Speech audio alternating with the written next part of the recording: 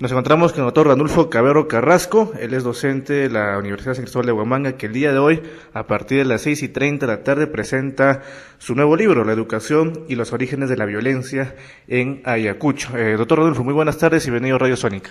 Buenas tardes, Chicho, y muchas gracias por tu gentil invitación y que me da oportunidad para conversar contigo y de paso informar a la comunidad ayacuchana sobre la presentación del libro. Doctor Ranulfo, cuéntenos, este nuevo libro que presenta el día de hoy, La educación y los orígenes de la violencia, es una secuencia de su anterior libro, ¿verdad? Sí, me he propuesto escribir la historia de la educación en Ayacucho desde 1900, o sea, todo el siglo XX, 1900, hasta la actualidad. En el primer volumen que publiqué el año 2014 llegué hasta la década de 60 del siglo pasado. Se llama La educación de los excluidos. Este libro es la secuencia 60-80, donde se dieron importantes eventos educativos, es la antesala de lo que luego vamos a conocer como la violencia política y centro la atención en el tema educativo, ¿no? Entonces digamos que este nuevo libro es el inicio para entrar a la época de los años 80. El tercer volumen sería 80-2000, exactamente, ya la época propiamente de la violencia. Rodolfo, en este es su segundo libro, La educación y los orígenes de la violencia. ¿Qué característica especial tiene que debería, digamos, interesar a los lectores? Le interesaría, por ejemplo, ver cómo se va gestando un nuevo proyecto educativo en Ayacucho a partir de la organización magisterial, pero también a partir del trabajo que ya está haciendo el Partido Comunista Peruano Sendero Luminoso, pero también otras izquierdas. No hay que olvidar que en esa época, sobre todo el 70, ya estaba el MIR acá en Ayacucho, estaba Patria Roja y así. También estaba el Partido Comunista Unidad, el otro sector al que le llaman prosoviético, y el otro sector sería el pro-chino. Ellos, de alguna forma, tienen presencia en el magisterio, van a influir en esta organización y van a difundir una propuesta nueva, una propuesta educativa nueva que yo le llamo la propuesta educativa clasista o mariateguista, que luego va a dar curso a el inicio del SUTE. Hay que indicar que antes del Congreso del SUTEP, que se lleva a cabo en Cusco para surgir como tal, el primer SUTE que se organiza en el Perú fue en Andahuaylas y segundo en Huamanga, un año antes, 71. Eso sería interesante y luego cómo esto va luego a confluir en las grandes huelgas de 1978 y 79. En la década del gobierno militarista. En la década del gobierno militarista, precisamente cuando ya está casi al final, y hay un ascenso de un movimiento social en todo el país reclamando volver a la democracia y que se llame a la Asamblea Constituyente. Ese es el contexto. El otro tema que interesaría al público es ver cómo se van a dar los inicios de el trabajo político, ideológico de Sendero, para que luego en mayo del 80 inicie lo que ellos llaman el ILA, el inicio de la lucha armada. Porque a ver, y justamente es a finales de los años 70 donde también se inicia pues esto del Frente de Defensa de Ayacucho, ¿no? Donde incluso Carlos Iván de Gregori señala que sus primeras raíces habría sido Sendero Luminoso.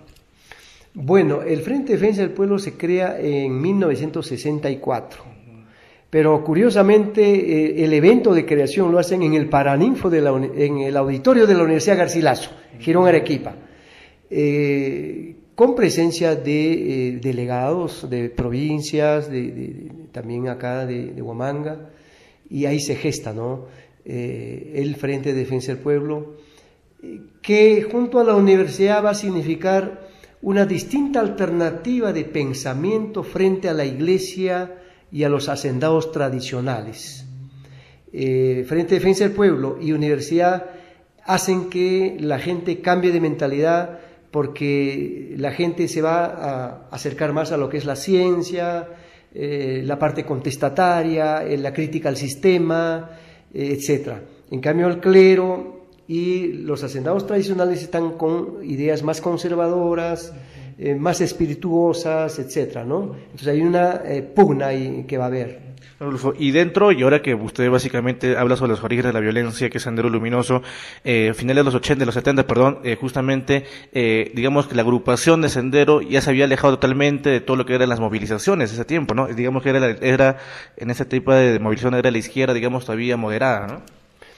En el 70, bueno, Sendero se forma así con ese nombre en el 69, pero el 70 es todo un proceso de trabajo que están haciendo de organización de la población en los distintos sectores, campesinos, estudiantes, también magisterial, porque ellos dentro de su propuesta plantean la necesidad de cambiar este sistema a través de la violencia, que ha generado muchos problemas, como sabemos, y añoran llegar al socialismo, que dicen ellos, de la forma violenta que emprendieron. El inicio de la lucha armada se hace el 17 de mayo con el caso Chuchi. Esa etapa no lo toco todavía en el libro, lo toco los preparativos, lo que yo llamo la fermentación de esta nueva opción política, singular por cierto, que va a dar mucho que hablar, unos a favor y muchos en contra. Rodolfo, cuéntenos, esta noche la presentación del libro se da a partir de las 6:30 en el Centro Cultural de la Universidad Nacional San Cristóbal de Huamanga. ¿Quiénes lo van a acompañar en esta presentación del libro? Bien, van a estar como comentaristas el historiador de la Facultad de Ciencias Sociales, Nelson Pereira. Él es guantino, un profesional muy competente, últimamente estuvo en España, está haciendo su doctorado. Luego, dos profesores de mi facultad, de la Facultad de Ciencias de la Educación, la profesora María Flores Gutiérrez, que es filósofa, y el profesor, el profesor Nesías Taquiri.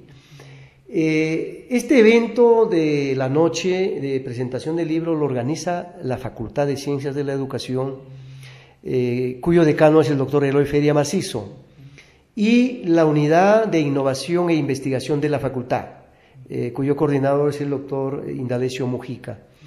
Sin embargo, como es un libro de presentación institucional, se ha invitado a las primeras autoridades de nuestra universidad, a los decanos, y esperamos contar con su presencia, ¿no? Rodolfo, nos dicen por acá si se van a vender los libros esta noche. En la presentación del libro se suele vender los libros y se hace un precio muy especial para que todos los presentes lo adquieran. No tengo el precio en este momento, pero será muy cómodo, ¿no? Pero el libro es interesante, sobre todo para los ayacuchanos, aunque el enfoque que yo le hago es para que sea leído en todo el país. Doctor Rodolfo, una última pregunta. Ahora que este libro va a ser presentado el día de hoy sobre la educación y los orígenes de la violencia, ¿qué opina usted sobre este suceso que se ha dado en Colombia con las FARC y el Estado colombiano, y que, digamos, en el Perú se estaría hablando de la reconciliación nacional, ¿no? Que todavía no está en tapete, pero que de alguna manera podría ingresar, digamos, al debate público, ¿no? Y político? Bueno, todos los hombres reflexivos y conscientes debemos estar de acuerdo con la paz. La paz debe predominar en la vida social. Y yo pensé que iba a ganar el sí en Colombia, lamentablemente ganó el no, porque en Colombia, así como en el Perú, hay muchas ideas conservadoras, como que el que encabeza Álvaro Uribe, que es el que hizo la campaña por el no, pensando en volver a la presidencia de la República. Parece que el actual presidente no tuvo un plan B y va a haber algunos problemas. Yo lamento que no haya ganado el sí. En el Perú necesitamos algo así, porque la Comisión de la Verdad, no hay que olvidar que fue de la verdad y reconciliación. Yo sigo pensando todavía que en el Perú hay muchas ideas muy conservadoras, recalcitrantes, hay mucha intolerancia. Por ejemplo, el tema de Comas, ¿no? Eso refleja un tipo de pensamiento muy arcaico, muy tradicional, ¿no? Ojalá que en el país no vuelva la violencia, no haya violencia y vivamos en paz.